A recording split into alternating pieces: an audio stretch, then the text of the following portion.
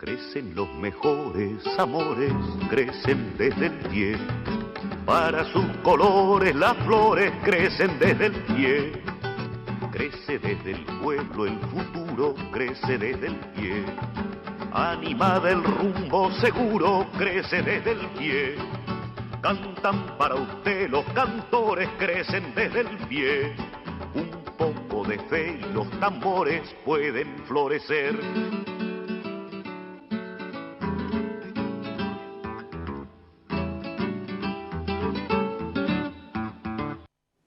Hola, ¿qué tal? ¿Cómo les va? Muy buenas tardes. Bienvenidos y bienvenidas a una nueva edición de Desde el Pie, este programa que venimos sosteniendo de manera ininterrumpida desde hace 5 años y hoy estamos estrenando un formato nuevo. Como sabrán, con la situación de actualidad que tenemos en la pandemia en nuestra ciudad, estamos tomando todos los recaudos posibles, estamos extremando las medidas de cuidado. Y por eso hoy no contamos con la conducción habitual de Marcelo Nocetti y por eso también verán y escucharán a nuestro invitado desde la casa. Son algunas de las medidas que estamos tomando como para poder continuar con el programa, continuar llevando lo que es esta información, las entrevistas que vamos haciendo semana a semana, pero como decía, extremando los cuidados. Porque claramente estamos en el momento más crítico desde que empezó esta pandemia y desde que llegó a Argentina ya por el lejano mes de marzo. En este momento en Rosario estamos atravesando el peor momento hasta ahora, hasta la actualidad. Y cuando hablamos del peor momento tenemos que hacer referencia, tenemos que hacer mención a los indicadores que se toman en estos casos y que ya nos va a contar obviamente un poco mejor nuestro invitado que es especialista en el tema, pero digo, así como se habla de la tasa de duplicación de los casos, así como se habla de la disponibilidad de los ventiladores, de la disponibilidad de camas de la ocupación de las camas críticas, las famosas camas de UTI, bueno, así como se hablan de esos indicadores, a nosotros también nos interesaba ver el factor humano, el factor del personal de salud, en qué condición está trabajando, de qué manera está en este momento trabajando el personal de salud, que son aquellos y aquellas personas que están realmente en la primera línea, pero que desde nuestro parecer, ya le preguntaremos también al invitado, no son ni héroes ni villanos, ¿no? Recordamos estos aplausos del principio de la cuarentena a las 9 de la noche que se fueron extinguiendo con el correr de los días. Pero también recordamos algunos incluso scratches que llegaron a hacerse a algunos médicos que fueron contagiados de COVID-19. Entonces, desde nuestro lugar nos interesa preguntarnos cuál es el antídoto, en todo caso, para combatir ese espíritu individual, esa actitud individualista del sálvese quien pueda en algunos casos, y creemos, o nuestra respuesta que podemos esbozar a esta hora, tiene que ver con que la salida, en este caso, como en el resto de los casos, la salida es colectiva. Y eso también tenemos sobradas muestras de reacciones, respuestas, tejidos y redes que vienen construyendo las comunidades en los distintos barrios y con distintas estrategias. En estos momentos de mayor crisis, apelando a la solidaridad y a la creatividad. Así que, si les parece, vamos a mostrar quiénes son, quienes hacen posible que este programa se emita, que este programa salga al aire, y después ya sí, entonces, presentaría al invitado de hoy. Dale. Sindicato de Obreros y Empleados Aceiteros de Rosario. Federación de Trabajadores Aceiteros y Desmotadores del Algodón de la República Argentina. OSIAT Salud, obra social para el personal de la industria aceitera, desmotadora y afines de la República Argentina.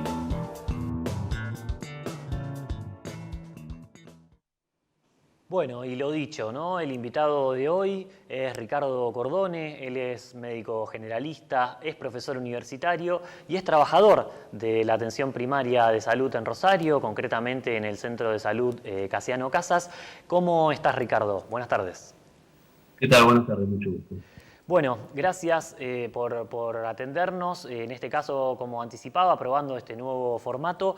Y para meternos de lleno en la entrevista, me interesaba preguntarte por esta cuestión de que, por lo que he leído, tengo entendido que el 11 de marzo del año pasado, 11 de marzo de 2019, la Organización Mundial de la Salud salía con su campaña, con su estrategia para combatir la gripe y decía en ese momento que no había dudas de que iba a haber una pandemia de gripe, la duda estaba en saber cuándo eso iba a ocurrir.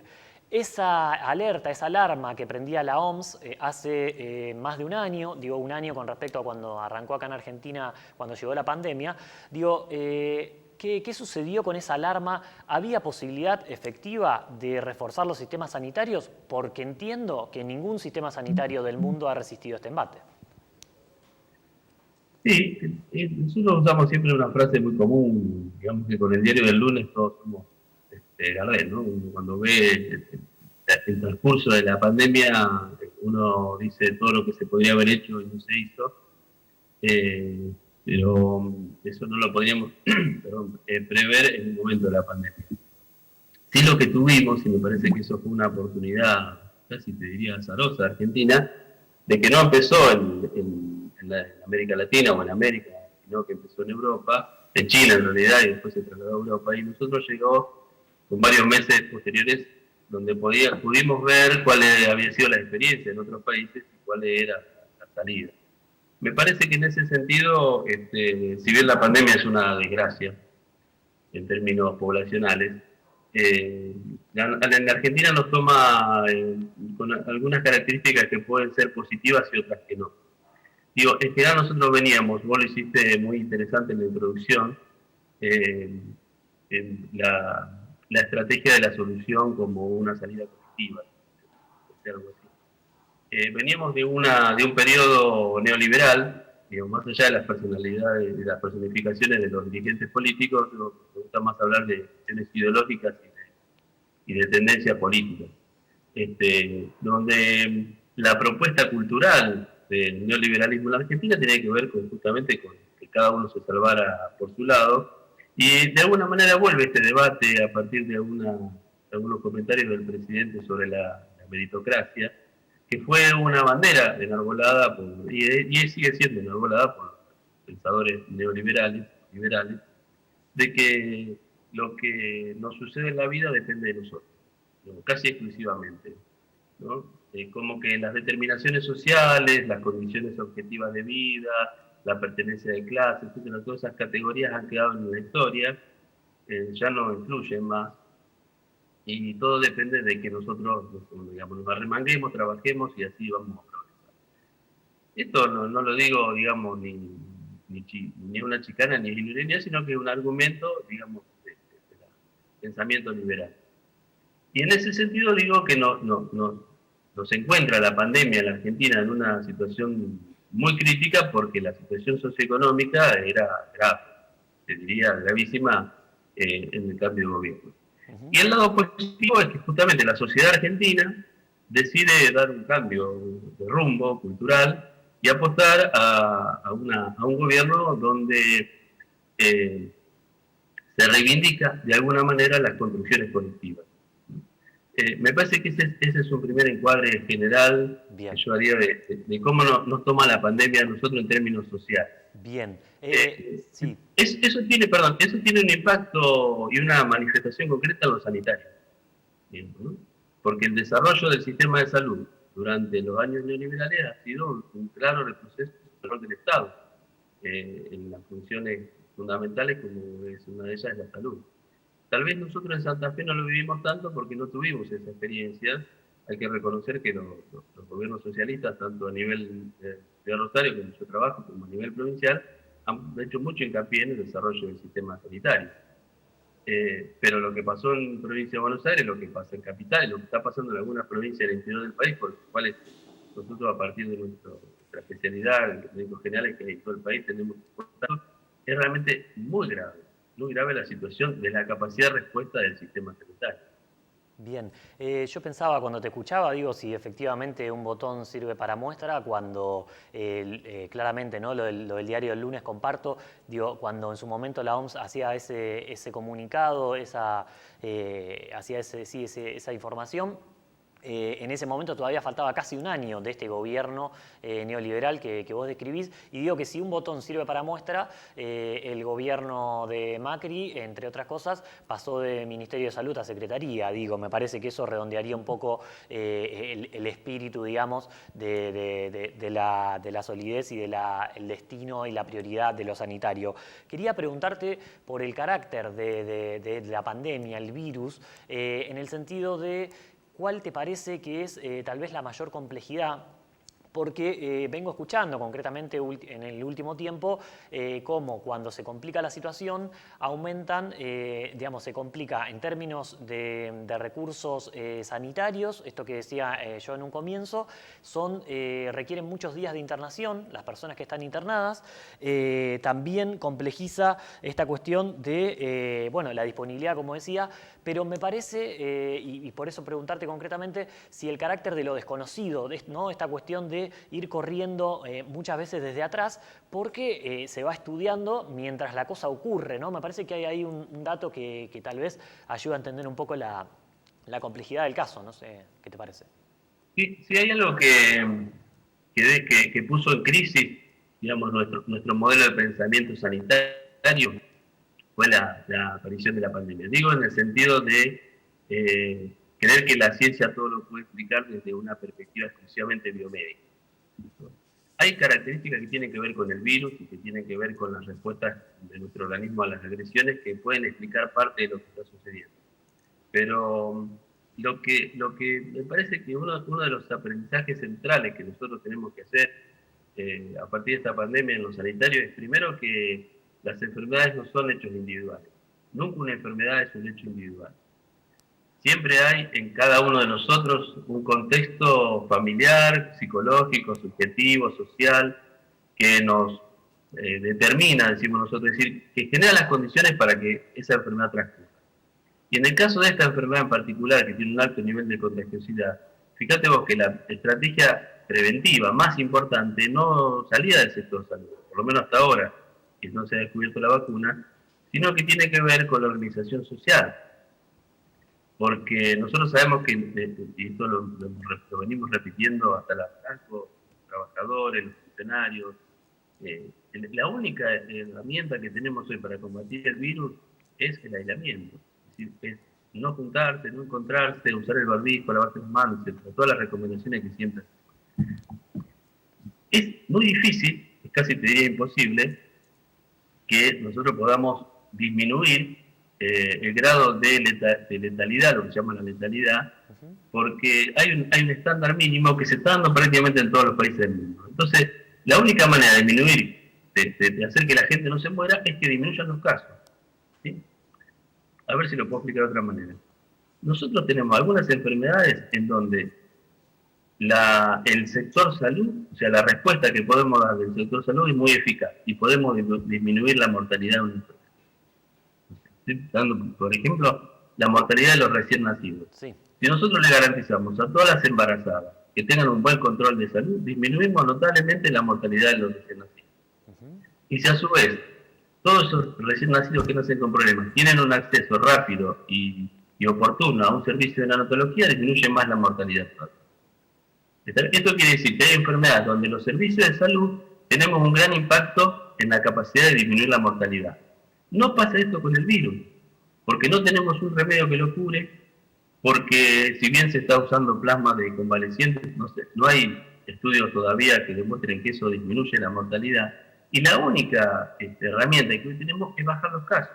Claro. Porque sabemos que hay un porcentaje que va entre el 5 y el 6%, según las zonas, según las poblaciones, de gente que va a requerir internación en una sala de terapia intensiva. Entonces, matemáticamente, si vos tenés 100 casos, va a haber 5 internados, pero si tenés 1000, vas a tener 50 internados. Claro, sí, es claro eso. Entonces, ¿cómo haces para que haya menos internados y menos personas en respirador? Tenés que disminuir los casos. Es una cuestión matemática. Y para disminuir los casos hay que evitar digamos... La circulación. la aglomeración de gente, el encuentro con la gente. Eso es lo que sabemos. Todo lo demás, hoy lo sabemos y mañana lo dejamos de saber. Porque está claro. uno que está, yo trabajo en la facultad, entonces uno está permanentemente actualizado, y hoy ves un reporte que te dice que el plasma mejoró notablemente, y al otro día viene otro estudio de otro lado que dice, no, mira, el plasma en estos casos no mejoró. Claro, claro. Hay mucha incerteza, eso es cierto lo que vos decís. Esto nos hace tener que estar muy alerta y muy flexibles en nuestra respuesta permanente. Claro. Sí, yo recién, Diego, vos mencionaste, la facultad, aclaro que en el Zócalo no entró, pero digo, lo dije en la presentación, sos profesor universitario y me gustaba hacer hincapié en esa cuestión porque también nombraste antes al Sistema de Salud Pública, ¿no?, de Rosario. Entonces, ¿cómo conjuga, cómo dialoga? Y en esta formación específica de medicina general y familiar, tiene una propuesta y unos ejes rectores particulares que me gustaría que más o menos, y de forma, si te sirve el desafío, de más o menos sintético, pero contar un poco qué es lo que se estudia y de qué manera se aborda, ¿no?, esta cuestión de integrarlo, de abordarlo de forma integral, digo. Sí, me estás pidiendo un imposible, pero bueno, voy a hacer el esfuerzo para ser sintético. Una de las claves que nosotros venimos planteando tanto desde el sector público como desde la universidad de hace varios años, que tiene que ver con lo que llamamos el cambio curricular, es que los médicos debemos formarnos en situación. ¿Qué quiere decir formarnos en situación? Formarnos donde ocurren los hechos, en la realidad, donde transcurre la vida de la gente. Tanto el hospital como el sanatorio son lugares de aislamiento de la gente. Ahí no pasa lo que a la gente le pasa. Lo que a la gente le pasa en su barrio. Ahí la gente vive, ahí la gente se enferma, ahí están las condiciones de vida, están los naturales, está el agua potable, etcétera, las relaciones viculares, está la violencia, están las adicciones. Todas estas son problemáticas del nuevo milenio, digamos, se llaman nuevos problemas de salud que necesitan un abordaje integral. Y estas son, me parece para mí, las dos características de la formación de los nuevos profesionales en el caso específico de los médicos. El trabajo en terreno, es decir, en atención primaria, con un fuerte perfil de trabajo barrial, que tenga que ver no solamente con la atención, sino con la inserción del médico como médico en el barrio, con las situaciones de vida cotidiana de esa población, y por otro lado, un abordaje interdisciplinario que necesariamente lleva a un trabajo en equipo con otras disciplinas, con los enfermeros, los psicólogos, los trabajadores sociales, que se forman como equipos de trabajo a nivel de los centros de salud. Bien.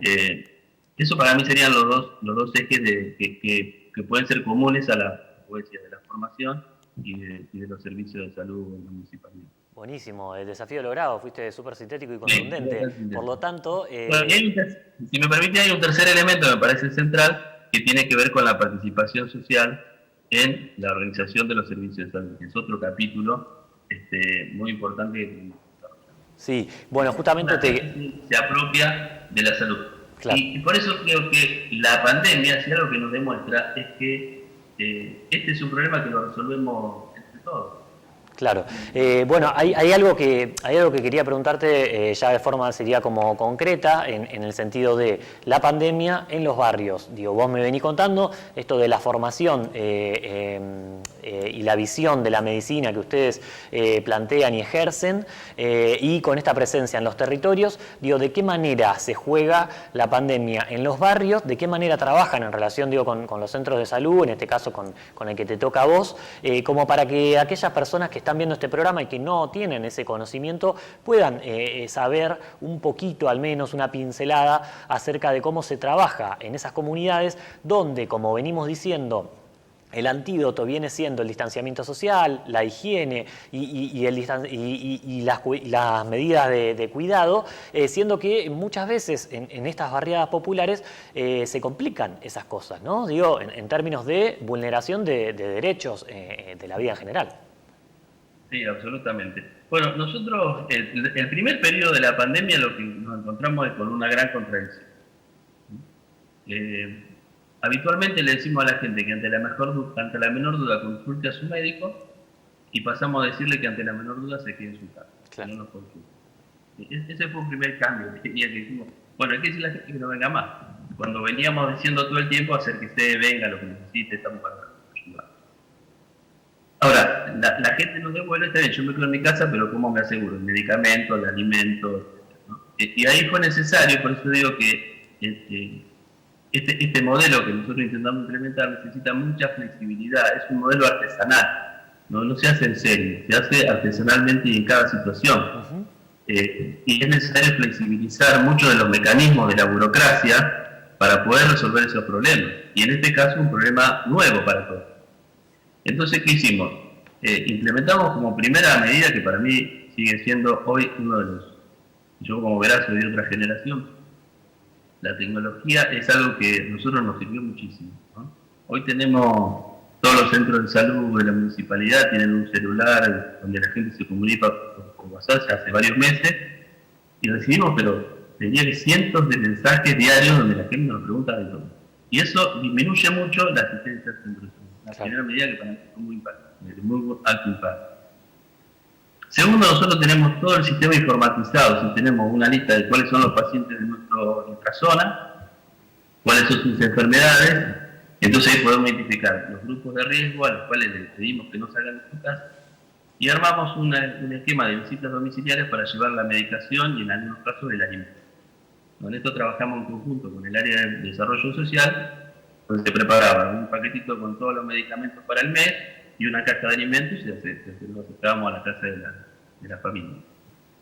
Claro, ahí hay algo interesante porque digo, en esa cuestión de las visitas domiciliarias, bueno, ¿cómo hacer si la situación, porque no sé, tengo entendido que Rosario es uno de los pocos casos a nivel nacional que tiene este sistema de descentralización y de presencia del sistema de salud público en los barrios, digo, ¿cómo hacer en lugares donde las personas no tienen una referencia? En este caso es interesante lo que vos decías, ¿no? O sea, siempre hacer hincapié en visita al médico, ahora es el médico va a tu casa, pero digo, tener esa posibilidad y esa gimnasia de ir casa por casa como vienen haciendo ustedes, bueno, me parece que es un rasgo saliente, efectivamente. Sí, igual eso no es algo que se pueda hacer de un día para el otro, ¿no? Acá hay una acumulación de trabajo previo de años entre la institución y el centro de salud. Digamos, esto como cuando, no sé si vos tenés hijos, los que tenemos hijos en una escuela pública, la escuela te llama a una reunión de padres, vos vas, depende mucho de la relación que hayas tenido con esa institución. O sea, hay una historia de trabajo institucional entre el centro de salud, los trabajadores del centro de salud y los vecinos. No es algo que se puede inventar de un día para el otro. Por eso no se pudo hacer, de hecho no se hace, en ninguno de los sectores privados. Claro. Y no hay un seguimiento de los casos en los sectores privados, lo cual hoy es un gran problema. Fíjate que en Rosario la mayor cantidad de casos se está dando en el distrito centro. Si vos haces por distrito la cantidad de casos, en este momento no tengo los números para mostrarlo, y eso tiene que ver con que cuando nosotros detectamos, esto que te contaba es al principio de la pandemia, ¿no? Cuando se habilita que la gente pueda salir, pasamos del aislamiento al distanciamiento, nosotros cambiamos la modalidad de trabajo. Pero hoy, en la fase que estamos, que es la fase de explosión, estamos en la explosión, estamos desbordados en cuanto a la cantidad de números, nosotros hacemos un seguimiento de los casos. Cada vez que detectamos un caso positivo, lo que hacemos es una llamada telefónica, hacemos listado de lo que se llaman los contactos estrechos y aquellas personas que potencialmente se pueden contagiar, y hacemos un seguimiento personalizado. Cada uno de nosotros tiene 4 o 5 casos en su responsabilidad para llamarlo por teléfono y estar cada 2 o 3 días preguntándole cómo se siente, qué es lo que necesita, qué es en su casa, etc. Si vos no estás dentro de un sistema público y te enfermaste, nadie conozco un montón de gente que claro. diagnosticó en el sector privado y nunca, jamás nadie lo llamó para que sí, era complicado, qué tenía que hacer. Entonces, eso es un problema grave que hoy tenemos, porque hay gente que deja de aislarse porque se siente bien. Claro. Y en realidad eso no es el criterio. O sea, hay una cantidad de días que vos te tenés que quedar aislado cuando estás enfermo. A partir del primer día, diciendo, son 10 días de aislamiento, y a lo mejor al tercer día ya te sentís bien. Y si nadie te llama para decirte, mirá, no, te tenés que quedar adentro todavía porque te podés contagiar, la gente sale. Claro. y contagia. Yo de todas maneras... Y es una bomba. Sí, de todas maneras quería preguntarte, porque lamentablemente muchos minutos no nos quedan, pero quería preguntarte esta cuestión, ¿no? Digo, Rosario, de alguna manera, venimos siendo, fuimos, digamos, faro y ejemplo a nivel nacional antes de la pandemia y también en gran parte de la pandemia, pero hoy estamos en una situación, entiendo yo, realmente crítica. Preguntarte por ese panorama, por la situación de los y las trabajadoras del sistema de salud, concretamente, porque estos indicadores de la tasa de duplicación, los respiradores y demás, bueno, si colapsa el sistema sanitario en términos del personal de salud, estamos complicados, digamos. Sí, yo diría que mi sensación personal es de mucha preocupación y mucha angustia, y de mucha impotencia. Las tres cosas a la vez. No sé si eso tiene un nombre que las junte a las tres, pero hoy, en este momento, mañana nosotros tenemos 7 compañeros que no van a trabajar en mi centro de salud. Somos 20 trabajadores. 7 están aislados. Claro, porque casi la están mitad. enfermos. Y yo salgo a la calle y la gente vive como si no pasara nada. Claro. Yo no lo puedo creer, ¿me entendés? No sé si puedo transmitir la vivencia. Porque No, es yo acabo clarísimo. de venir a mi casa y en una esquina había 50 chicos jugando al fútbol. Claro.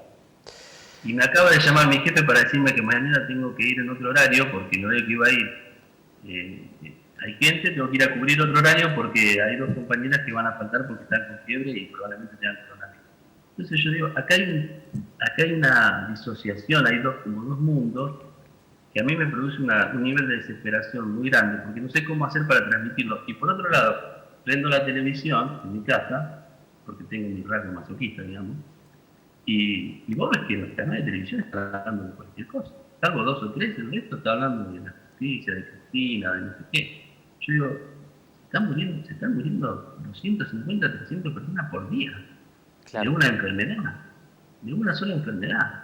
No, es tremendo y justamente para cerrar, porque estamos sobre el cierre, pero ya que haces mención a los medios de comunicación, a preguntarte esta cuestión de la infodemia, ¿no? Así como fuimos aprendiendo un montón de palabras a medida que fueron apareciendo y se fueron repitiendo, me parece que hay también operaciones mediáticas, que hay, intereses muy mezquinos en el medio, por decir el caso internacional, ¿no? de esta referencia a la gripecita, pero también claramente tenemos ejemplos tristemente, célebres a nivel nacional, y bueno, me parece que eso obviamente, o tomar, ¿no? en directo el dióxido de cloro. Entonces, me parece que esos componentes, bueno, habrá que combatirlos, en este caso desde el lugar que nos toca a nosotros, con el programa, y bueno, después esa militancia cotidiana, porque la salida, como decíamos al principio, es colectiva.